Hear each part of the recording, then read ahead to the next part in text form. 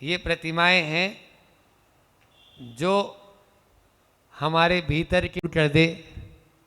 जिस प्रकार से हम देखते हैं कि कोई शिल्पी होता है तो पत्थर को लेता है और छेनी हथौड़ी से उस पर धीरे धीरे धीरे धीरे उसमें से जो अवांछित तत्व है, जो उसमें नहीं होना चाहिए, वो उसमें है, इसलिए उसको अलग कर देता है। और ये अलग कर देता है तो उसमें क्या एक स्वरूप नजर आने लगता है, काय का? प्रतिमा का, है ना। सबसे पहले वो शिल्पी ही प्रणाम करता है उसको। इसी प्रकार से हमारे भीतर भी वह स्वरूप है जो हमें उस परमात्मा तक पहुंचाने में मदद दे सकता है। लेकिन उस स्वरूप को हम कैसे निखारें? तो श्रावक की 11 प्रतिमाएं बताई, जिनको क्रम से एक एक करके आगे बढ़ें। अपने यहाँ तो नहीं चलता है, श्वेतांबरों में चलता है। पहली प्रतिमा 1 साल या 1 महीने, दूसरी प्रतिमा 2 साल या 2 महीने, तीसरी प्रतिमा 3 महीने, चौथी प्रतिमा 4 महीने, 5, अब चौथी आ गई ना। अब अपने यहाँ क्या होता है दिगंबरों में, ये है कि आज के 4 साल पहले भी वो 7 प्रतिमाधारी था और आज भी उससे बात करो, कौन कितनी प्रतिमा तेरी? बोले महाराज 7 ही। बोले 4 साल 5 साल पहले ली थी। अब वो महाराज ठाकुर की जबान है, बदलती नहीं हमारी। एक बार बोल दिया सो बोल दिया। 2 प्रतिमा वाला 2 ही प्रतिमा वाला है। अब 5 साल से एक ही क्लास में पढ़ रहा है। समझ में आ रहा है कि नहीं आ रहा है दीदी? हाँ, ये आचार्य श्री जी के मुझ से सुना हमने कि पहली प्रतिमा 1 महीने, दूसरी प्रतिमा 2 महीने, तीसरी प्रतिमा 3 महीने, चौथी प्रतिमा 4 महीने, 5वीं प्रतिमा 5 महीने, छठी प्रतिमा 6 महीने, 7वीं प्रतिमा 7 महीने। 11 महीने में तो ऐसे मतलब लगभग 2 साल में पूरी हो जाएगी उसकी, 11 प्रतिमा तक पहुंच जाएगा वो सही भी है। 2 साल में पहुंचना ही चाहिए। नहीं समझ में आया?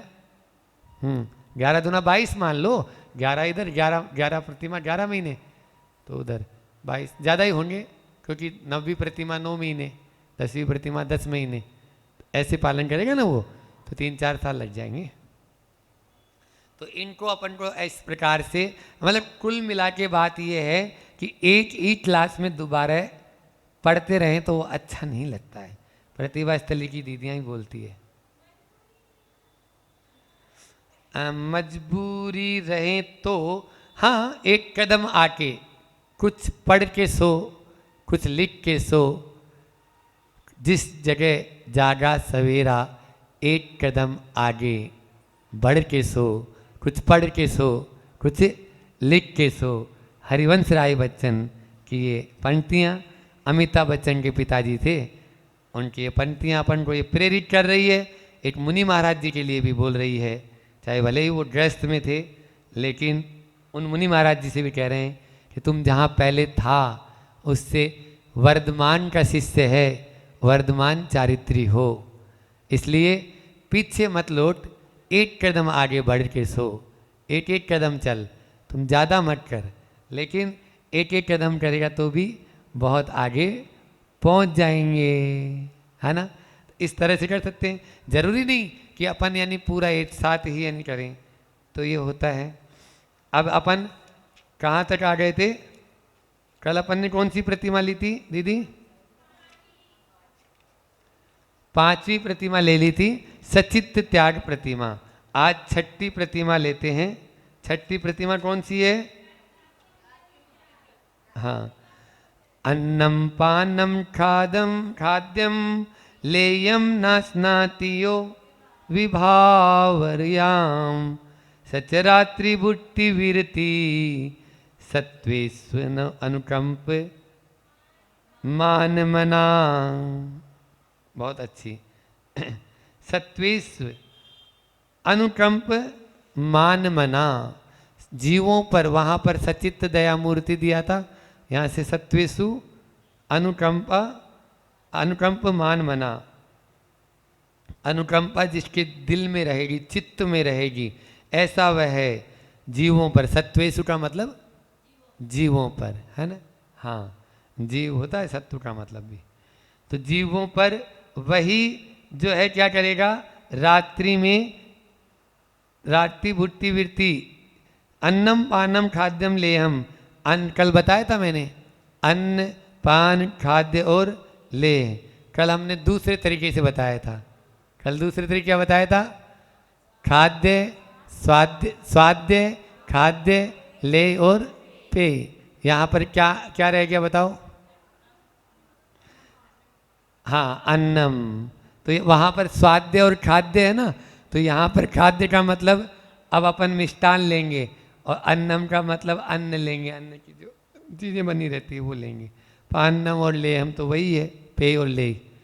हाँ, अब देखो चेंज हो गया, देखो इतनी देर में हम कल से और आज में चेंज हो गए हैं, आप समझ रहे हैं ना। क्योंकि जिस जहाँ पर जैसी विवक्षा दे रखी है उसको उसी विवक्षा में अपन को पढ़ना है।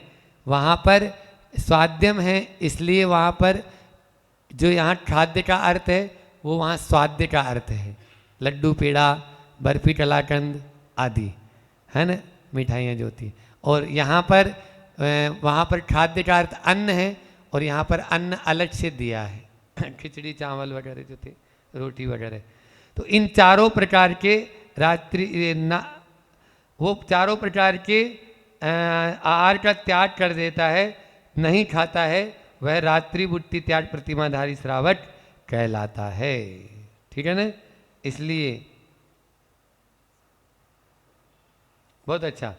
अब देखो रात्रि में तो महाराज जी फिर 5 प्रतिमा तक रात्रि में खा सकते हैं। अरे यही तो बोला अभी, आप ही ने तो बोला, हम ही तो बोला। हाँ, अब यहाँ पर 9 कोटि से आ जाएगा, कृतकारित और अनुमोदना भी अपन को यहाँ पर लगाना है। इसलिए ऐसा नहीं ले लेना कि अपन जो है 5 प्रतिमा तक खाते रहें और फिर नहीं खाएं। सरल है ये तो, उसमें और कुछ नहीं है। क्योंकि रात्रि में तो दर्शन प्रतिमा जो धारी है उसी का ही रात्रि का त्याग हो गया है, तो फिर यहाँ कहाँ पे, यहाँ बताए भी। फिर उसके बाद में बहुत अच्छी प्रतिमा, इसका दूसरा नाम दिवा मैथुन प्रतिमा भी बोलते हैं। हाँ, दिवा मैथुन त्याग प्रतिमा भी इसका नाम है। फिर यहाँ पर 7वीं प्रतिमा जो सबसे अच्छी प्रतिमा ये कही गई है, मल बीजम मल योनिम गलन मलम पूति गंधि भीभत्सम पश्यनंगमनंगाद विरमतियो ब्रह्मचारी से। बहुत ही सुंदर कारिका है। जो भी भोगों से उदासीन होना चाहता है वो इसकी माला फेरे, है ना। भोगों से उदासीन होना चाहता है, संसार के भोगों से विरक्त होना चाहता है, तो वो इस कारिका की, इस गाथा की माला करे। इससे क्या होगा, बार बार बार बार ध्यान वहीं जाएगा कि ये शरीर मल का पिटारा है, ये शरीर मल का पिंड है, ये शरीर बिल्कुल विभत्स है, घिनौना है। तो इस शरीर से सबसे पहले हमें मतलब घृणा पैदा होनी चाहिए। ठीक है ना। जब तक घृणा पैदा नहीं होगी तब तक हम उसी में आसक्त होते रहेंगे। यहाँ पर वही कह रहे हैं आचार्य भगवान कि मल बीजम, मल का बीज है, मल योनिम, मल का मलिनता का योनि स्थान, योनि जन्म स्थान है, और गलन मलम, मलम मतलब यह मल मूत्र आदि को झराने वाला है, पूति गंधी दुर्गंध से सहित है, विभत्सम ग्लानि को उत्पन्न कराने वाला है। इसलिए ऐसा इसको देखता हुआ मनंग मनंगाद विरति विरमति, मतलब यानी जो काम सेवन, अनंगाद निकलेगा वहाँ से, अनंगाद यानी काम सेवन से जो विरत होता है वह यो स ब्रह्मचारी, वह ब्रह्मचारी कहलाता है। इसलिए ब्रह्मचारी वही है जो इस शरीर के माध्यम से, यहाँ पर देखो इस जितना भी है अपन वहाँ पढ़ते हैं ना, देह अपावन में सारे ना कोई, सागर के जल से शुचि कीजिए तो भी शुद्ध न होई। हाँ, मतलब कितना ही इसको निलाओ दिलाओ धुलाओ करो, ऐसा यानी यह जो है हमारा शरीर है। हाँ, बस ये तो एक ही से पवित्र हो सकता है। इस शरीर को यदि पवित्र करना चाहते हो तो स्वभाव तो सुचो काय रत्नत्रय, अशुचि काय है, इसको रत्नत्रय से पवित्र कर सकते हैं। रत्नत्रय धारण कर लेंगे, संयम धारण कर लेंगे, संयमा संयम धारण कर लेंगे तभी तो। सातवीं प्रतिमा कौन सी है? ब्रह्मचर्य प्रतिमा। 6 प्रतिमा तक वह सब कार्य आराम से करेगा। 7वीं प्रतिमा में अब वह अपनी पत्नी को भी बहन के समान ही, माता के समान ही समझेगा। माता और बहन जैसे व्यवहार करते हैं वैसे ही इस 7वीं प्रतिमा का धारी श्रावक जो होता है वो करता है। इसलिए इससे हमको बचना है। शरीर के ऊपर अपन को चिंतन करना है। वहाँ पर भी आता है ना, 12 भावना में क्या पढ़ते हैं अपन?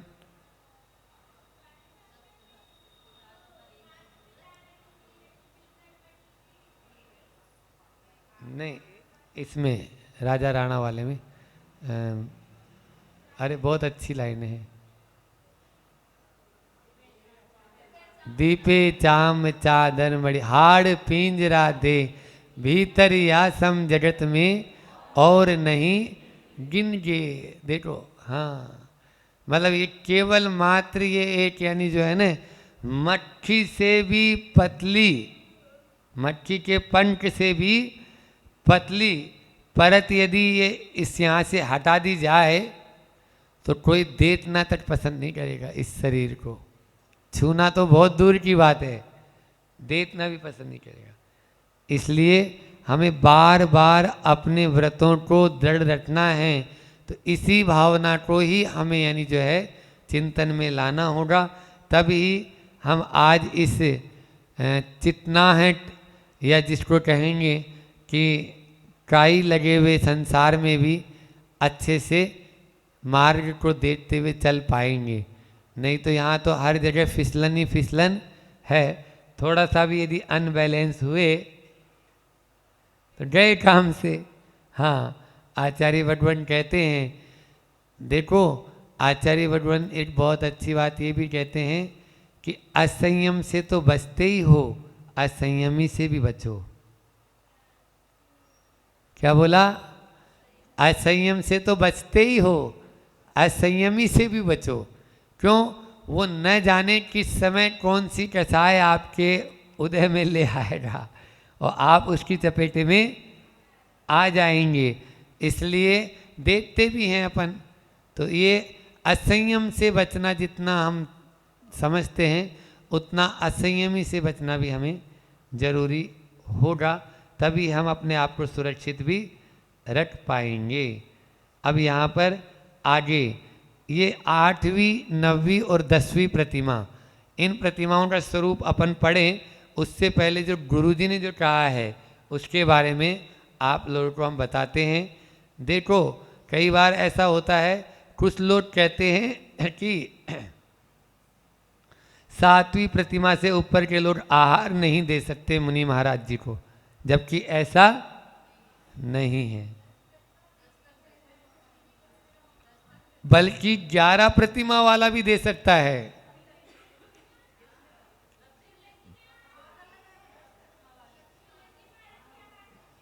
हाँ, क्षुल्लक जी भी दे सकते हैं, अपने संघ में देते हैं, लेकिन बहुत सारे लोगों की धारणा है, अन्य संघों में आप लोग जाओगे तो पता लगेगा, जाते हैं तो वहाँ पर तो आचार्य श्री इसको सही नहीं, 55 महीने लगेंगे वो पूरे। एक पहली प्रतिमा श्वेतांबर और आचार्य श्री ने बताया, तेरे को नोट्स मिल गया। हाँ, पहली प्रतिमा 1 महीना, दूसरी 2 महीना, तीसरी 3 महीना, 11वीं प्रतिमा तक पहुंचने में 55 महीने बाद वह हो रहा है। ऐसे श्वेतांबरों में आज भी चल रहा है। अब 55 महीने मतलब देख लो कितने साल हो गए। हाँ, मतलब 12 पंजी 60, मतलब 5 साल के लगभग। 5 साल में अपने यहाँ भी लगभग 11 प्रतिमा तक ट्रेंड हो ही जाता है। इतना बहुत अच्छा दिया है।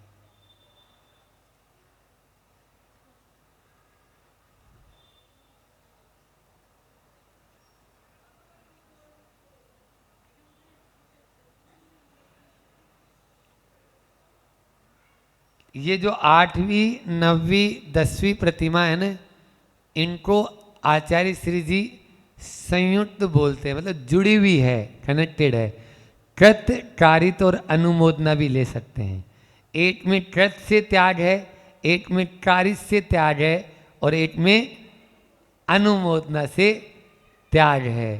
एक ही चीज है, लेकिन उसी चीज का वहाँ पे अब वो स्वयं के लिए आरंभ त्याग प्रतिमा में क्या करेगा, अब कोई भी नया अपना कुछ भी नहीं करेगा। तो क्या बैंक बैलेंस वगैरह रख सकता है? आचार्य श्री जी ने मना किया था। आचार्य श्री जी ने मना किया था। पेंशन आदि जो है ये भी आरंभ है, पेंशन का भी तो ये लिखा हुआ भी है। तो ये आरंभधारी जो है वो इन सबको नहीं लेगा। हाँ, इतना जरूर है कि वो अपने भरण पोषण के लिए, अपने स्वयं के लिए जो भी व्यवस्था बनाना चाहेगा, उसमें ऐसी व्यवस्था बनाएगा जिसमें कोई नया अर्जन नहीं हो रहा है। नया अर्जन नहीं हो रहा है, ऐसी कोई भी व्यवस्था वो बना लेगा, ताकि वो मान लीजिए तीर्थ यात्रा भी करना है और अपना घर गृहस्थी का काम, पति पत्नी संयुक्त रूप से रह रहे हैं अभी, तो दोनों अपने खाने पीने के लिए भी चाहिए, साधु आया है तो चौका लगाने के लिए भी उनको चाहिए, तो ये सब काम करेंगे वो, लेकिन वो नया अर्जन नहीं करेंगे। जितना पुराना है उसी के माध्यम से अपना कार्य वो करते चले जाएंगे। बहुत सारे ऐसे श्रावक होते हैं जो इस तरह से अपना एक मतलब यानी व्यवस्थित कर लेते हैं, चाहे वो किसी भी तरीके से, क्योंकि परिमाण वहाँ बना लिया। अभी परिचय का त्याग उन्होंने नहीं किया है, तो परिचय का त्याग नहीं किया तो वो परिचय को अपने पास में किसी रूप में भी रख लेते हैं, चाहे मकान के रूप में रख लिया या अन्य किसी और दूसरे के रूप में रख लिया। सोना चांदी को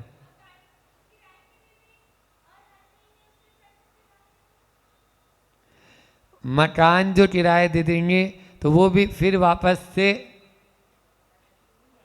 हाँ हाँ वही आमदनी, मतलब नया कमा रहा है वो, तो ये नया अर्जन नहीं होना चाहिए मकान। तो इसीलिए तो उसको खत्म होए उसके पहले वो छोड़ के भट जाए ना। अरे वही तो कर रहा हूँ वही तो बोलने चाह रहे हैं, उसमें वो खत्म होए उससे पहले ही वो, अब तो ये खत्म होने ही वाला है, तो अपन क्या करते हैं, बिल्कुल अलर्ट हो जाते हैं, है ना। इस तरह से अलर्ट होना जरूरी है। आपको बता दें, बहुत सारे लोग हैं, एक व्यक्ति थे हमारे संपर्क में अभी भी हैं, वो महाराज जी बन गए, मुनि महाराज जी। उन्होंने बोला कि जिस दिन रोमी की और इसकी शादी हो जाएगी, मतलब लड़का और लड़की की शादी हो जाएगी, उस दिन उसके 1 महीने के अंदर अंदर मैं भैया जी दीक्षा ले लूँगा। हम भी भैया जी थे उस समय दोनों। ऐसे कैसे ले लूँगी? बोले नहीं, नियम लेते। तो आचार्य श्री जी से नियम ले लिया था उन्होंने, अपने आचार्य श्री जी डोंगरगढ़ चंद्र जी मेरे साथ आए थे, नियम ले लिया।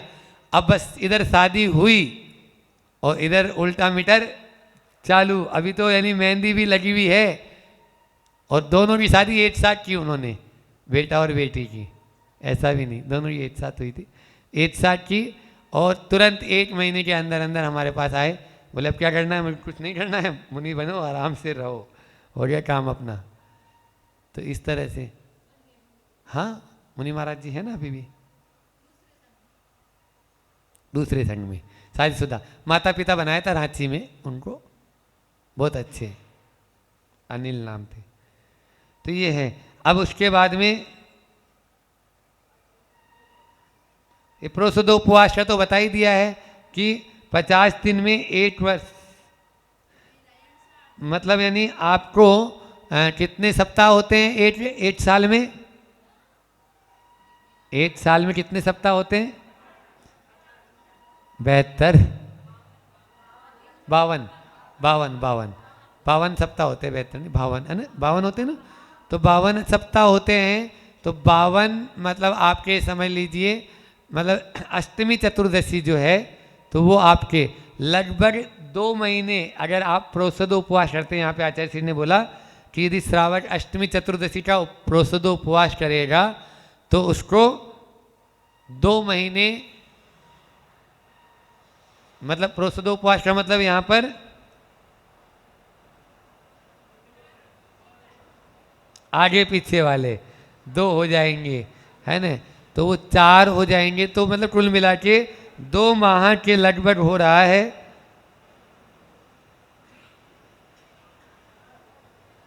हाँ,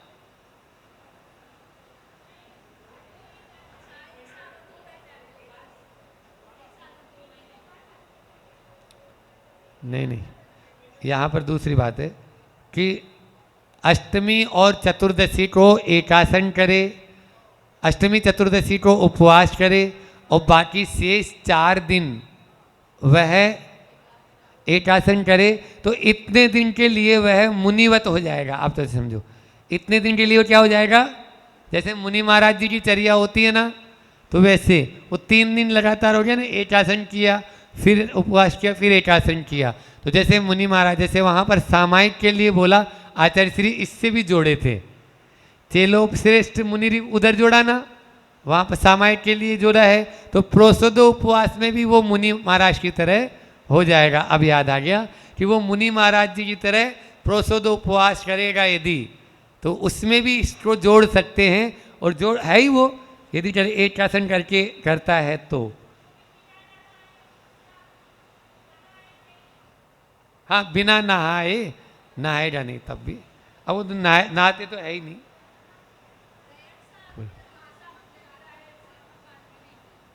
नहीं देना, नहीं देना। अभी बोला ना, हमने तो बता दिया, नई इनकम हो रही है ना वो, उसमें।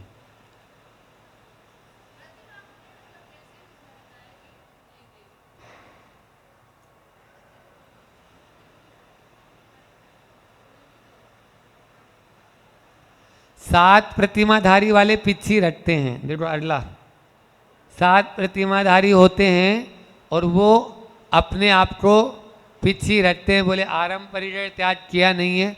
आचार्य श्री जी ने इसका बहुत बहुत 2-3-4 दिन तक लगातार ये विषय दिया था उस समय, कि अब स्पष्ट बोल देते हैं या तो। हाँ, तो वो लोग फ्लाइट में भी चलते हैं और उनके नाम से लाखों करोड़ों की संपत्ति रहती है और अपनी पूजा करवाते हैं फिर उनका। हाँ, तो वो लोग, उन लोगों के लिए कहा कि ये बिल्कुल भी आगमा अनुकूल नहीं है। और उसी बात की पीड़ा आचार्य श्री को सता रही थी। और वो मतलब एक तरह से मतलब ज्ञान सागर जी महाराज भी चाहते थे कि ऐसे क्षुल्लक होने चाहिए, और आचार्य श्री को भी बार बार ये चीज़ कचोड़ती थी कि देखो आजकल के वो क्षुल्लक भी नहीं है, पिछी रखे हैं, क्षुल्लक भी नहीं है और श्रावक है नहीं। तो न तो वो साधु हैं न वो श्रावक है। 10 प्रतिमा होंगे तो इतना परिचय कैसे रखेंगे? वो तो पूरे सोने चांदी से लदे रहते हैं, ऊपर से नीचे तक सोना चांदी रहता है उनका। तो हाँ, तो इन सब बातों को लेकर आचार्य श्री जी ने जो अभी क्षुल्लक बनाए नहीं इतने सारे और बना रहे हैं, वो केवल मात्र उस बात का जवाब है उनको। ये केवल मुंह तोड़ जवाब है एक तरह से, कि देखो क्षुल्लक की क्या चर्या होनी चाहिए और किस तरह का क्षुल्लक होता है। देख लो आके, जो पिच्छी भी नहीं रखता है और कटोरा रखता है और अपना भोजन किस तरह से लेता है, करता है, और अपना जो है एक समय भोजन लेता है, वाहन का त्याग करके रहता है, वाहन में भी नहीं बैठता है। हाँ, बैठ सकते हैं, लेकिन आचार्य श्री त्याग आचार्य श्री अभी वहां पे भी तिलवारा में भी त्याग करवा दिए होंगे।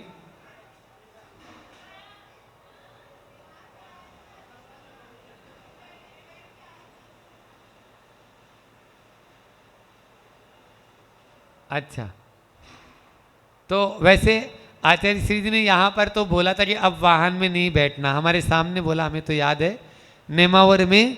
अब बोले आज से आप लोगों का वाहन का भी त्याग है, ऐसा बोला था वहाँ प्रतिष्ठा जब हो रही थी। अब यहाँ पर ज़्यादा मात्रा में, वैसे छुल्लक जी का होता नहीं, एलच अवस्था में होता है वाहन का त्याग, लेकिन फिर भी न बैठे तो अच्छा है।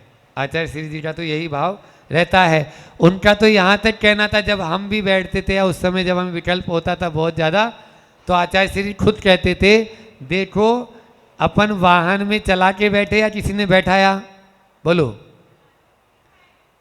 ओए टाइम हो गया। चला के बैठाया अपन को या बैठे? हाँ, अपन को बैठाया नहीं, बैठे हैं, तो ये संकल्प पूर्वक हिंसा है। अब उसमें संगी पंचेंद्री भी जा रहे हैं, और रात्रि में मान लीजिए आप 4 पहिया वाहन से चल रहे हैं, तो सांप है, मेंढक है। हम लोग सवेरे सवेरे जंगल जाते हैं बरसात के महीने में, तो बरसात में सावन भादों में देखो क्या हालत होती है इधर, है ना, पूरे पे डले। आपके यहाँ बामोरा के इधर बाहर निकलते ही तो ये अभी भी होते हैं। तो इस तरह से ये संकल्पी हिंसा हो गई। इसलिए तो 2 प्रतिमाधारी भी यदि है तो वो ऐसे वाहन में न बैठे।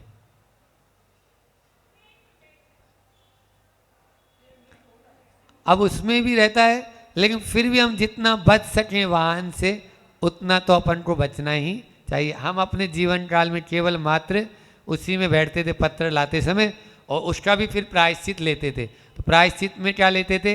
तीर्थ यात्रा, बस, उनसे और कुछ नहीं। प्रमाण सागर जी महाराज को एक ही बोलते थे, आपका काम करने के लिए हम जा रहे हैं, पत्र लेके जा रहे हैं, और आप जो चाह रहे हैं वो हो जाएगा काम। लेकिन हो जाएगा तो फिर हमारी इनाम और हमारा प्रायश्चित स्वरूप तो तीर्थ यात्रा। बस तीर्थ यात्रा में दोनों निकल जाते थे, बाबा जी और हम। खूब तीर्थ यात्रा, इतनी तीर्थ यात्रा की है जिस खूब पूरा। वो एक ही बात बोलते थे, बाबा जी ये मेरा श्रवण कुमार है, क्योंकि वो पैसा छूते नहीं थे। हमारी 7 प्रतिमा थी तो हम पैसा रखते थे, वो 10 प्रतिमा थी, पैसा नहीं छूते थे, कुछ भी नहीं। तो बस उनका, और बाकी हम जो है पैसा रखते थे। तो अपना जाके, जैसे बाहुबली जाना है या और कहीं जाना है तो बाहुबली की चले गए। एक बार इधर अपने बद्रीनाथ, तो बद्रीनाथ चले गए 2 बार। तो पूरे भारतवर्ष की 2, 3, 4 बार से ज़्यादा यात्रा, बाहुबली 4, 5 बार हो गए। महावीर जी हैं।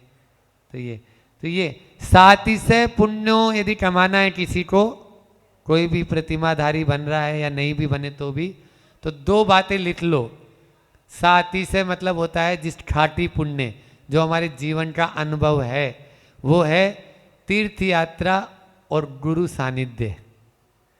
तीर्थ यात्रा और गुरु सानिध्य। हम जितनी तीर्थ यात्रा करेंगे उतना ही आपका खाटी पुण्य बंधेगा। बस ये जरूर है, ऐसो आराम के लिए नहीं, सोने के लिए नहीं, सोना नहीं है। बस आप खूब तीर्थ यात्रा, राजगिरी है, चंपापुरी है, ईमानदारगिरी, और इधर अपना सम्य शिखर जी है। इन पहाड़ों की वंदना करो, जहाँ मन लगे वहीं बैठ जाओ आराम से, घंटों घंटों बैठे रह सकते हैं आराम से। तो इस तरह से तीर्थ यात्रा और गुरु सानिध्य। गुरुओं के पास में जाएं, चोटा लगाएं और स्वयं भी अपना आहार करें, इससे भी 700 पुण्य बंद होता है। हाँ, प्रमाण था कि मुझसे कई बार सुना, 700 पुण्य बंद होता है, ताकि जो भी हमारे ऐसे कर्म हैं जो बीच में आड़े आ रहे हैं, चाहे वो दीक्षा से संबंधित हो चाहे अन्य से संबंधित हो, तो उनको ये सब कर्म अपना आप ही क्षय को प्राप्त होंगे, क्योंकि उसके माध्यम से उनका क्षय होना ही है। वो गुरु भक्ति हो जाती है उसमें, और भक्ति के माध्यम से निदत्ति निकाची कर्मों का भी क्षय हो जाता है। इतना ही रखते हैं, जिनवाणी स्तुति करते हैं। मिथ्यात्म नाश वे को, ज्ञान के प्रकाश वे को, आपा परिभाष वे को, छऊं द्रव्य जान वेठो,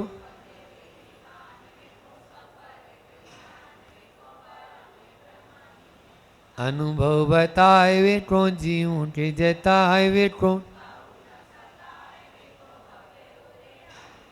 जहाँ तहाँ तार वेठो,